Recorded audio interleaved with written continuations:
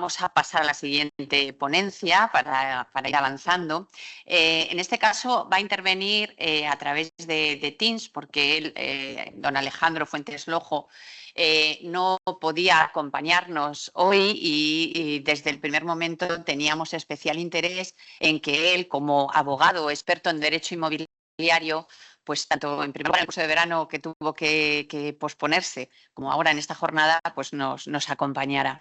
Entonces, creo que está conectado Alejandro. Sí, buenas tardes, buenos días.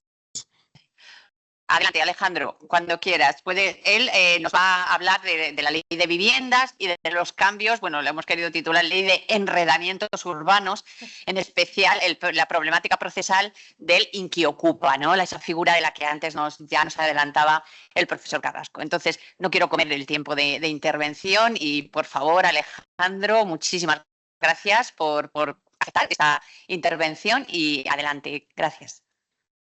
Buenos días a todos. Gracias una vez más por invitarme a esta casa a poder pues, compartir mis conocimientos sobre la materia.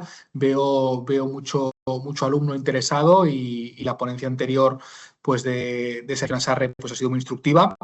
Mi parte será más pragmática como jurista abogado y básicamente hacer 4 pinceladas, porque el tiempo no va para mucho, sobre las principales medidas de esta polémica Ley por el Derecho a la Vivienda 12 de 2023 y abordar luego la problemática del inquiocupa, lamentablemente tan popularizada en España, ¿no? En primer lugar, básicamente para que se entienda fácilmente, la Ley por el Derecho a la Vivienda ha supuesto un incremento de la protección del inquilino de vivienda, ya de por sí muy protegido a través de la reforma 2019, de la reforma del Real Decreto Ley 7/2019, y por tanto ese incremento de protección o ese régimen aún más intuitivo del arrendatario o el inquilino de vivienda ha supuesto un gran desajuste en la balanza entre los derechos e intereses en liza entre un propietario y un inquilino, ¿no? Como partes contractuales, intereses contrapuestos, ¿no? Hasta el punto que luego, pues como explicarán otros profesores o ya anticipado con anterioridad el profesor Nassarre, pues se está demostrando que es ineficaz y que está comportando pues una medida desacertada desde el punto de vista de política de vivienda y comportando realmente una crisis en el mercado de oferta de vivienda, ¿no? Básicamente, a través de que 2 mecanismos se modifica nuestra ley de arrendamientos urbanos que regula los arrendamientos de vivienda habitual, a diferencia del Código Civil. Esta reforma 2023, básicamente a través de 2 mecanismos: incrementar el plazo de duración mínima de los contratos de arrendamiento de vivienda habitual, es decir, lo que se llaman las prórrogas legales mínimas, que hasta 2023 eran de 5 años obligatorias si el arrendador era persona física o 7 años si el arrendador era persona jurídica, con 3 años más de prórroga adicional, pero facultativa por las partes y, por tanto, obligatoria solo esa duración mínima de 5 o 7 años. Y ahora se incrementa a través de 2 prórrogas legales extraordinarias que aplican en supuestos específicos que se deben dar, ¿no? Y básicamente una prórroga legal extraordinaria de 1 año obligatoria para el arrendador cuando el arrendatario esté en situación de vulnerabilidad y cuando el arrendador sea gran tenedor, ¿no? Gran tenedor, el concepto de gran tenedor, ya lo veréis con más detalle, pero una persona física propietaria de más de 10 viviendas, una superficie construida de más de 1.500 metros cuadrados de uso residencial, y por tanto se penaliza al arrendador gran tenedor, el gran demonizado de esta reforma, en esos casos con una prórroga de 1 año, y luego una prórroga adicional de otros 3 años, obligatoria para el arrendador, en caso de que la vivienda se encuentre ubicada en una zona de mercado residencial tensionado, que como sabéis, pues básicamente Cataluña empezó siendo el territorio de pruebas y la zona donde hay más municipios declarados zona de mercado residencial tensionado, pero se ha ido extendiendo en toda España. En los últimos meses hemos visto como en Navarra, en varios municipios del País Vasco, incluso en Galicia también, en algún municipio también se han declarado esas zonas como zona de mercado residencial tensionado, ¿no? Y por tanto, en esos municipios en los cuales las viviendas se ubiquen viviendas que en zonas que han sido declaradas zona de mercado residencial tensionado, pues también el arrendatario puede invocar o exigir una prórroga adicional de 3 años más, aparte de la prórroga legal mínima del artículo 9.1 de 5 o 7 años en función de si el arrendador es persona física o persona jurídica. Por tanto, vemos que se incrementa esa duración mínima o esas prórrogas mínimas a favor de la ley del inquilino de vivienda hasta plazos de 10 o más años. Tenemos unos contratos, por tanto, ya desde la reforma de la ley por el derecho a la vivienda y, por tanto, todos aquellos contratos celebrados a partir del 26 de mayo del 23, que es cuando entra en vigor esta ley por el derecho a la vivienda, pues esos contratos tienen esas duraciones mínimas obligatorias para el arrendador, cuando el arrendatario lo solicite, de plazos hasta 10 años, concatenando esas prórrogas obligatorias, ¿no? Hasta el punto de que hace incluso aconsejable muchas veces que se pacte ya esa prórroga, esa duración de 10 años por parte de los propietarios de inicio, para permitir también, como lo veremos también, incrementar en su caso esa renta exigible cuando esa renta esa renta exigible en territorios de zonas de mercado residencial tensionado, en los cuales la renta legal ya está fijada por ley y, por tanto, permite incrementarla hasta un 10% cuando se fija voluntariamente por las partes contratos de duración de más de 10 años. Tiene de alguna forma esa bonificación o esa facilidad. O luego veremos también para poder exigir mayores garantías para cubrir posibles incumplimientos de pago en la renta, también si pactamos plazos contractuales más allá de 5 o 7 años de duración contractual, ¿no? Por tanto, tenemos, por un lado, esas prórrogas, que se modifican las prórrogas para ampliarlas, o se amplían esas prórrogas, y luego lo más relevante, que no entraré mucho porque luego se entrará más en detalle, como decía, como anunciaba con anterioridad, la principal medida y la medida fundamental o más polémica es realmente de la ley por el derecho a la vivienda, es la introducción de una renta de carácter legal en aquellos municipios o aquellas zonas que han sido zonas de mercado declaradas zonas de mercado residencial tensionado en España, ¿no? Y, por tanto, que se introduce esa renta de carácter legal, estableciendo unas limitaciones que luego se explicarán y, por tanto, no voy yo a entrar a explicarlas, pero es la más polémica y es una medida fundamental que se introduce para proteger al inquilino. Y luego, por último, también limitaciones en el pacto de lo que es básicamente en la actualización de la renta. No solo límites en el pacto del importe de la renta, sino en su actualización. De tal forma que para estos contratos nuevos de 2023 no se podrá actualizar la renta más allá, anualmente, más allá de un nuevo índice que se ha creado, que no es el IPC, sino el IRAP, el índice de referencia de arrendamientos de vivienda. Se ha creado por el INE un nuevo índice de referencia que es aplicable a arrendamientos de vivienda habitual y que no se puede superar para cuando se actualiza anualmente la renta por la duración del contrato. De tal forma, para evitar que ante fenómenos de gran inflación, como ha sucedido en los últimos años por la crisis de Ucrania, por ejemplo, pues esa inflación se traslade al inquilino y, por tanto, se traduzca en un incremento de la renta a raíz de ese incremento o de esa inflación, ¿no? Y, por tanto, ese nuevo índice de referencia que aplica desde este año está siempre por debajo del IPC, ¿no? Y por último, también destacar también pues la prohibición de repercutir los gastos de gestión inmobiliaria también al inquilino de vivienda habitual. Bueno, estas principales medidas, como vemos, son medidas que han sido muy criticadas, como se ha comentado con anterioridad, por la doctrina y como medidas equivocadas como desde el punto de vista de políticas de viviendas saludables para nuestro mercado de vivienda y que no van a comportar ese incremento de la oferta tan necesario. Y luego vamos a entrar ahora brevemente en la problemática de la inquiocupación. Bueno, básicamente, ¿en qué consiste la inquiocupación? Bueno, como su nombre indica, es un nombre que se le ha puesto así a modo de ocurrencia, que básicamente es un fenómeno muy lamentable que es similar al de la ocupación, que, como sabéis, en principales urbes españolas pues está sucediendo y realmente, lamentablemente, existiendo un fenómeno ocupacional que incluso desde el gobierno se está protegiendo, como os he dicho antes, y que, por tanto, eso lo que fomenta es una mayor ocupación, pero esa ocupación no solo viene por supuestos en los cuales se entra en esa vivienda sin título alguno que habilite esa ocupación y sin consentimiento de la propiedad, sino que realmente lo que sucede es que existe un título previo, un título arrendaticio, un contrato de arrendamiento que se ha firmado, pero lo que sucede es que ni siquiera se empieza a pagar la renta, sino que directamente ya ni siquiera la primera o la segunda mensualidad se deja de impagar la renta, de tal forma que ha habido en toda regla una estafa del inquilino que realmente lo que hace es aprovecharse realmente de conseguir ese título ocupacional para, acto seguido, ni siquiera pagar ninguna renta y literalmente ocupar esa vivienda hasta que se le eche, haciendo valer ese contrato de arrendamiento, ¿no? Es decir, existe un dolo o una voluntad de defraudar a la propiedad, y realmente no existe un interés en realmente en alquilar ni en pagar esa renta, ni existe una voluntad de pagar esa renta, sino que lo que se pretende es impagar la renta y ocupar literalmente esa vivienda, pero aprovechando la existencia de un título previo, que es un contrato que he firmado, pero que no voy a cumplir ya desde un inicio.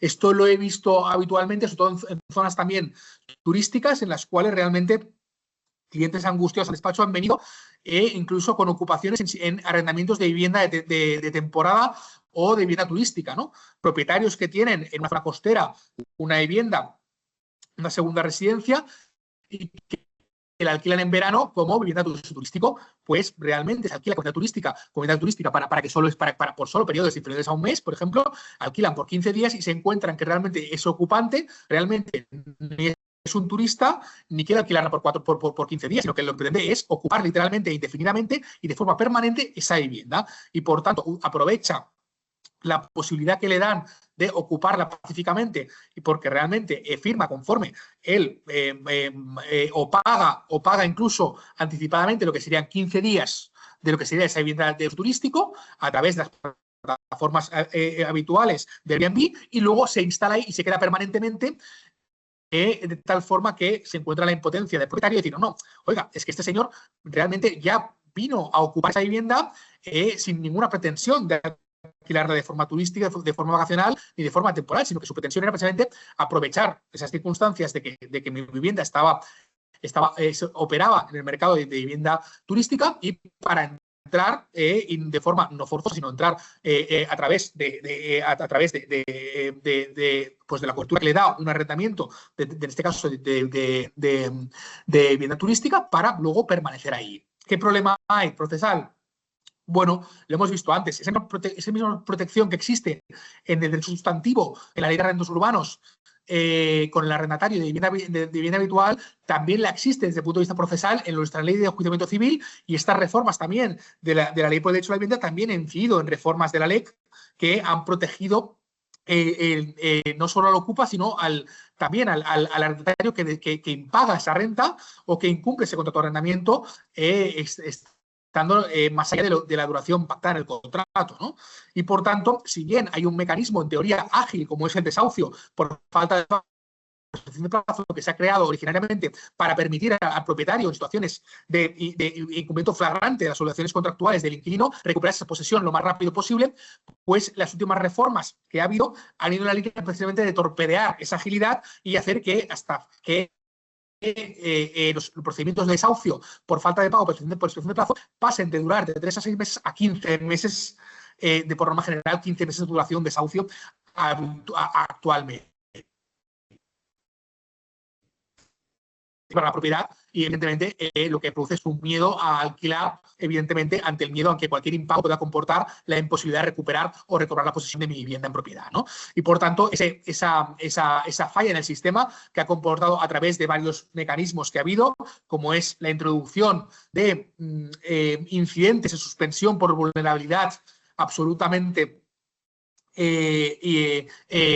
desproporcionados, y que realmente ha comportado, como sabéis, que existan incidentes que se pueda suspender un procedimiento de desahucio de forma indefinida hasta el 31 de diciembre de este año, y ahora mismo se está debatiendo por parte del Gobierno la posibilidad de prorrogar a esos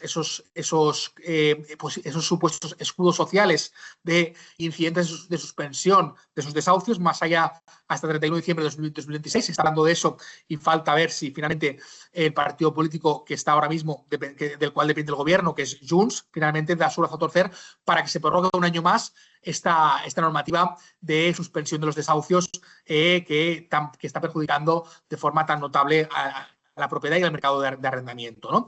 Veremos si finalmente se aprueba, que todo parece que sí, y que se va de alguna forma a complementar con ayudas a los propietarios, pero que realmente es un poco absurdo. Oiga, deje de darme ayudas simbólicas para realmente compensar esas suspensiones de desahucios que hacen que yo no pueda realmente de explotar esa vivienda durante todo el tiempo que dura esas suspensiones de desahucios, y lo que tiene que hacer usted es acabar con esos incidentes que empezaron durante el COVID con el Real Decreto Ley 11/2020 y que no tienen ningún sentido que en estos momentos en los cuales ya no hay pandemia ni crisis sanitaria continúen perviviendo y continúen existiendo pues situaciones de vulnerabilidad que deben estar mucho más controladas y mucho más atemperadas, ¿no? Y no pueden durar indefinidamente, ¿no? Pues básicamente es eso.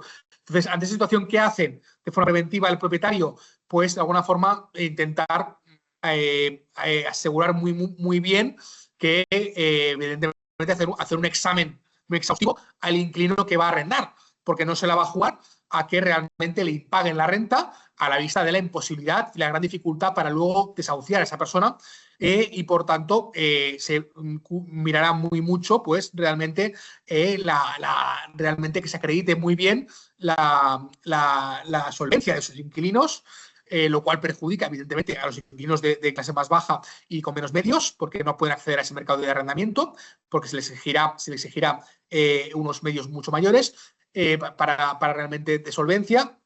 Y luego también establecer cláusulas de penalización. Cláusulas de penalización para el caso de que, en caso de extinguir el contrato por cualquier motivo, por impago de renta o por ampliación del plazo, la permanencia en la vivienda contra la voluntad de la propiedad comporta penalizaciones del duplo o el triple de la renta pactada de forma diaria.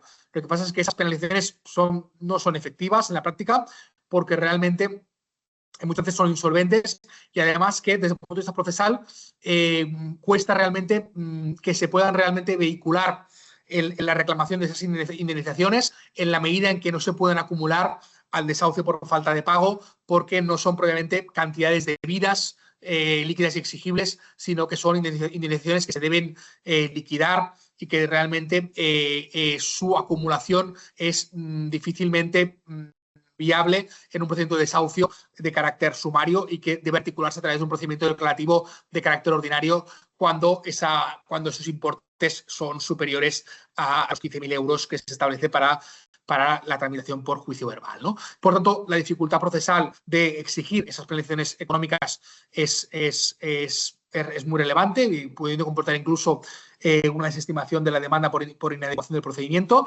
y además que en la práctica muchas veces esas penalizaciones no se van a cobrar, porque el perfil de esas mafias o de esas personas que ejercen la inquiocupación pues no suelen ser solventes, ¿no?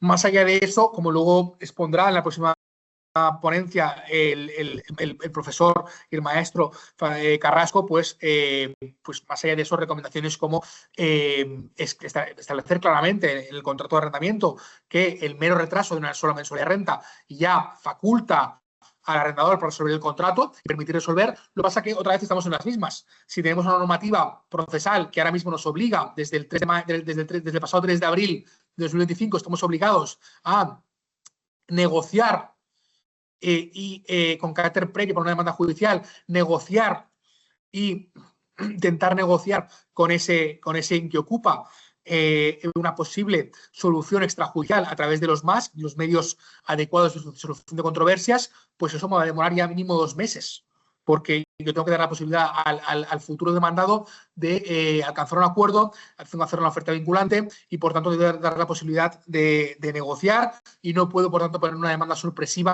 ante un mero retraso en el pago, porque sería eso, comportaría la estimación de la demanda por no cumplir el procedimiento nuevo establecido por la Ley Orgánica 1/2025 en materia de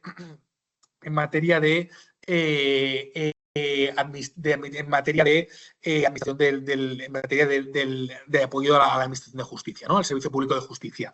Y por tanto, ahora mismo tenemos unos requisitos preprocesales, requisitos de mediación, negociación previa, un poco absurdos en caso de desahucios, en la medida que ¿qué tengo que negociar yo con quien me debe una renta? Si con quien estén pagando, ¿hasta qué punto tengo que yo negociar por un derecho de crédito que tengo y que no tengo por qué renunciar yo a costa de derecho de tutela judicial efectiva.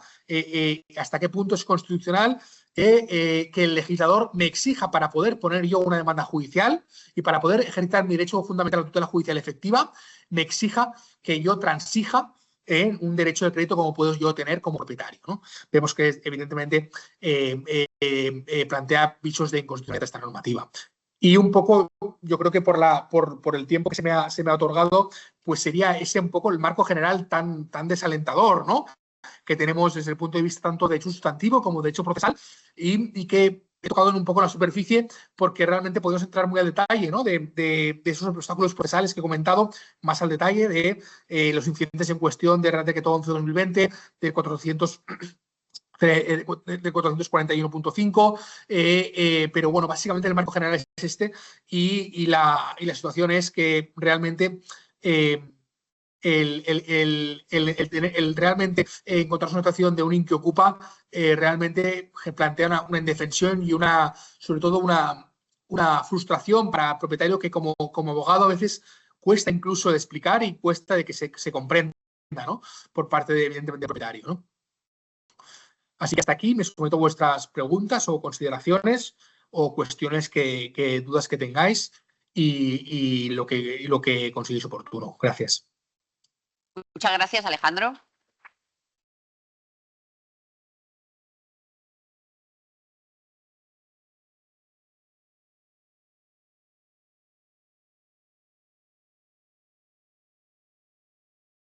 Muchas gracias especialmente por el esfuerzo de síntesis y ajustarte, ultraajustarte, diría yo, al tiempo asignado. Abrimos el turno para que se puedan formular preguntas. El profesor Carrasco está ansioso por preguntarte. Adelante. Bueno, no es porque lo haya visto hace mucho tiempo, sino todo este puente de la Inmaculada, estamos en contacto continuo por otras razones, ¿no? O sea que incluso ya daba como casi por un hecho que también te lo iba a ver hoy, ¿no? Bueno, mira, Alejandro, el hecho de que esto se formule como estafa desde el inicio, ¿tiene alguna ventaja procesal respecto a la evicción, rechazón del falso inquilino?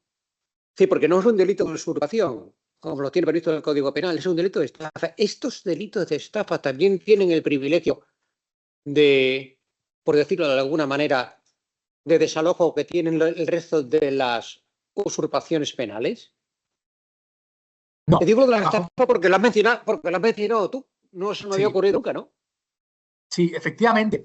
Lo que quiero decir con ello es que también estamos ante un tipo de ocupación delincuencial, igual que la del ocupa, ¿no? Y no, es que aquí tiene título, sí, tiene título, pero también ha cometido un delito, ¿no? Y por tanto hay un acto delictivo. Pero si me preguntas sobre la eficacia de ir por la vía penal, no es la recomendable. Realmente no vamos a solucionar si nuestro objetivo es recobrar la posesión, como es el objetivo de cualquier propietario. Porque al propietario le da igual que al susodicho le condenen por un delito penal o no, lo que quiere es recuperar la posesión. Y por tanto, cuanto antes. Y por tanto, la vía penal no es para nada, ni mucho menos, más rápida. El enjuiciamiento de este tipo de procedimientos penales no va a comportar una mayor rapidez que un desahucio por falta de pago o por excepción de plazo.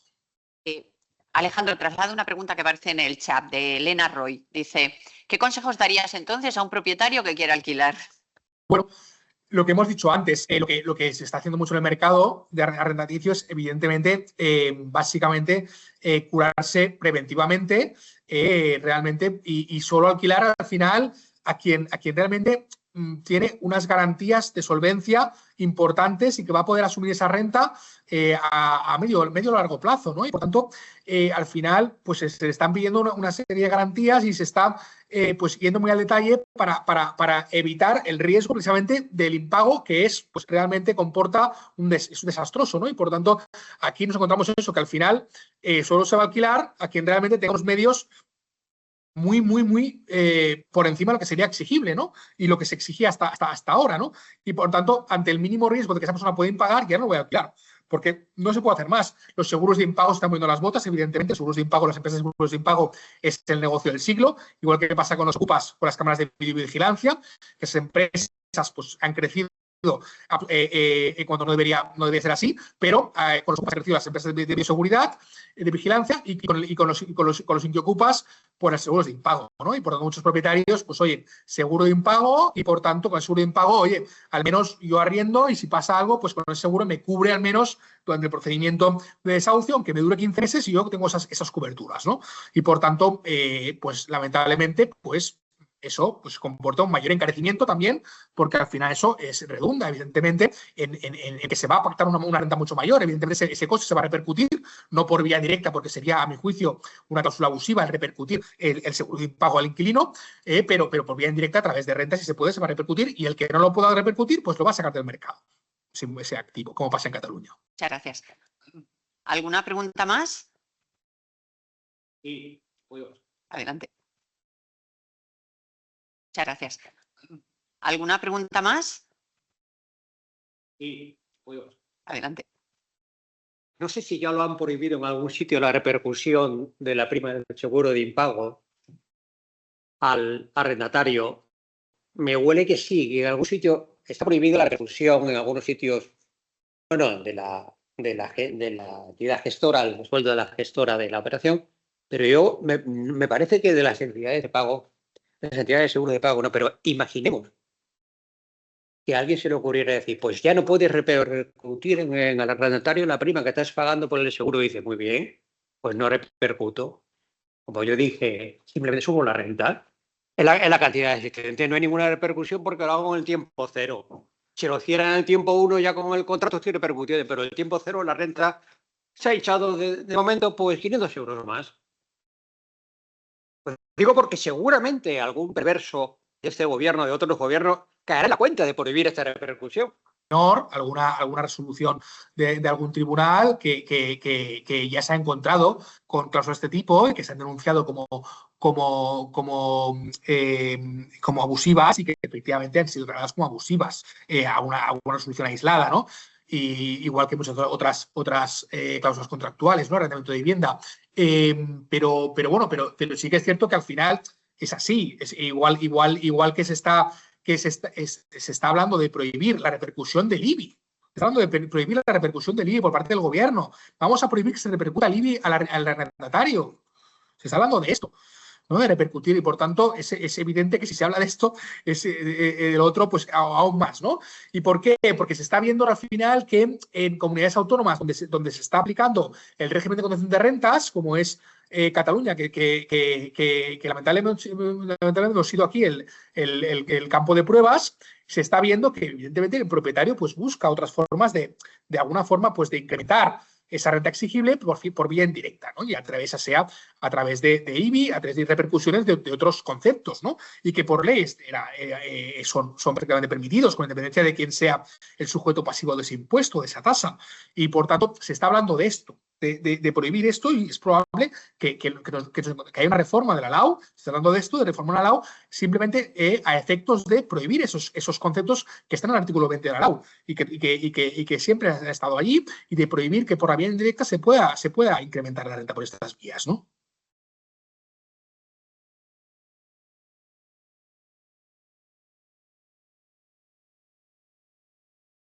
En el chat hay algún comentario que insisten sobre esta idea, ¿no?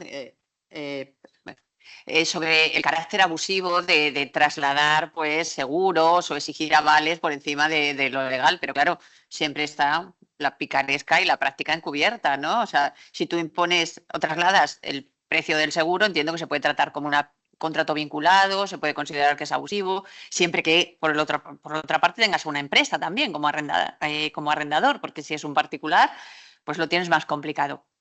Pero por otra parte, pues como señala Alejandro, si lo incluyes en el precio, ¿no? pues nadie te podrá decir nada. Autonomía de la voluntad. Correcto. El seguro, pero no lo puedes hacer con el IBI porque el IBI es recurrente, por lo tanto, se lo puedes hacer el IBI del primer año, pero ya del segundo ya tienes un IBI propio, no hay repercusión. Pero la prima del seguro que es única. Pero ahora, algo habrá, porque la Comunidad de Madrid, la Dirección General de Consumo, está detrás de la firma Alquiler Seguro buscándole las cosquillas, no sé por qué.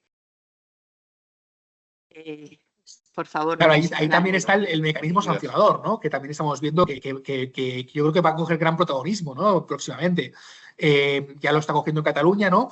Y realmente ese mecanismo, ese aparato sancionador tan potente que tiene la administración, ese ius puniendi, se está poniendo en práctica en comunidades autónomas como Cataluña, ¿no? Precisamente para atajar estas problemáticas en la medida en que se quiere poner el acento y se quiere realmente ser muy pulcros. Ahora parece que realmente para hacer un contrato de arrendamiento tengas que ser un experto realmente, porque es que es un campo de minas, ¿no? Y a mí me pasa con clientes que me dicen, es que Alejandro, es que no me atrevo a firmar un contrato de arrendamiento. Yo llevo toda mi vida como propietario cediendo viviendas en el mercado. Y es que yo sé mucho, pero es que no me atrevo porque realmente es que cualquier tipo de cláusula que me equivoque, es que la sanción que me dan me doblan. Y es así como realmente se está amedrentando un poco al mercado de arrendamiento con la amenaza del lobo del derecho sancionador, ¿no? Con sanciones totalmente desproporcionadas que estamos viendo en Cataluña de hasta 900.000 euros. ¿No? Por no cumplir, porque la cláusula en cuestión contraviene el artículo 6 o contraviene cualquier otra norma imperativa, ¿no? Oiga, pero estamos, ¿qué es esto? ¿No? En plan, y por tanto nos estamos encontrando realmente con un problema ya de un control de legalidad que se exige a nivel exhaustivo por parte de los propietarios, que es que el riesgo que asumen es elevadísimo, ¿no? Ahora sí, le damos la palabra a Luis Mayorga, el decano del Ilustre Colegio Notarial de Castilla-La Mancha, que quería formular una pregunta. Alejandro. Hola, buenos días, Alejandro. Mira, yo como soy muy viejo, pues quiero remontarme a la época en que la gente se compraba las viviendas sin hipoteca. Era mediante letras de cambio. ¿Sabes por qué? Porque si no pagabas la letra de cambio, se te protestaba y automáticamente te ibas a la cárcel. Y antes de que te dijeran que eres un mal pagador y que te fueras a la cárcel, la gente pagaba la hipoteca, o sea, pagaba el cheque, pagaba la letra y no iba a la cárcel. Y tenía la propiedad en 5, 10, 15 años. Ahora necesitamos una media de 30. Algo está fallando con la hipoteca, que además ya sabemos toda la problemática y es cara y es insegura. Con los arrendamientos pasa exactamente lo mismo. Antes tenías una ley ultra proteccionista de 24 de noviembre del 64, con la prórroga forzosa, la congelación de rentas. Luego se liberalizó con la ley Boyer. Ahora se ha hecho una especie de tutum revolutum que no sabemos dónde estamos. Y seguimos con más inseguridad jurídica que nunca. Es decir, es malo y es caro. Entonces, el Estado, ¿por qué no desplaza el ámbito civil al penal? Es decir, si todos somos buenos y queremos cumplir, pues no hace falta prácticamente leyes. Si no queremos cumplir, responsabilidad y cárcel. Se acabó el problema. En segundo lugar, el Estado, aparte de llevarse el IRPF correspondiente al arrendatario que paga sus rentas religiosamente, la parte del IRPF del arrendador que pone su propiedad al servicio del arrendatario, hace algo. ¿Por qué no se constituye en garante solidario? ¿Por qué no se constituye una garantía autónoma y que no la ponga el propietario de su peculio? Gracias. Políticas de viviendas saludables, sino se trata de un tema totalmente politizado, ¿no? Hemos llegado a un nivel de politización de una materia que no debería haber entrado a esos niveles, ¿no? Y politizar en materia de que se politice tanto la vivienda comporta ese carácter tan pendular y tan peligroso, ¿no? De ahí lo de la ley de arrendamientos urbanos, que el carácter pendular no es que sea nuevo, porque eso ya existía, ¿no? El tema de ley de arrendamientos urbanos es un calificativo que le puso mi abuelo y que yo recuerdo viendo un vídeo suyo en televisión española cuando me ponían que yo era un niño, me ponían, mira el abuelo como tal, se me quedó la palabra, ¿no? Y efectivamente, ese carácter pendular siempre ha existido porque siempre ha sido una moneda política, ¿no? La vivienda, pero ahora mismo estamos asistiendo, igual que estamos asistiendo a un nivel de degradación y de polarización política, pues eso se está notando mucho más en el tema de vivienda, ¿no? Y las posturas pues se dejan entrever mucho más, ¿no? Y por tanto,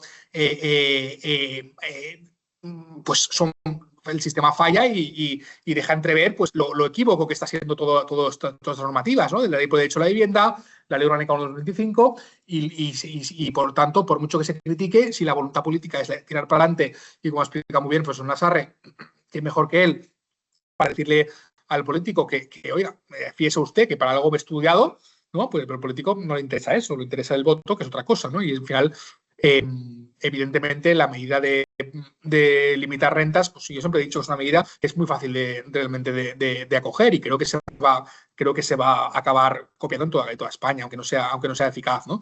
¿Por qué? Porque políticamente se vende muy bien, ¿no? Y todo el mundo quiere que el mundo que vea alquiler, pues le parece bien, ¿no? Desde el punto de vista externo y sin dominar la materia, ¿no? Y por tanto, es que medidas hay muchas para fomentar la asequibilidad de la vivienda, para fomentar el mercado de alquiler, y se han expuesto y se han reiterado, y hay fundaciones como Hay Derecho que ha trabajado mucho en eso y insiste en eso, pero si a quien no quiere escuchar, pues no, por mucho que le digas, no va a atender, ¿no? Así que lamentablemente esa deficiente técnica jurídica y esas medidas tan equívocas pues han venido para quedarse, me temo, ¿no? Y ahora lo veremos con el alquiler de temporada que también traerá novedades en Navidades, ¿no? Y que supongo que luego se hablará. Pero bueno, eso es lo que hay, ¿no? Y efectivamente estoy muy de acuerdo contigo. Sí, adelante, por favor, muy breve. Sí, es la última. Buenos días. Lo primero, gracias por todos los ponentes que están aquí.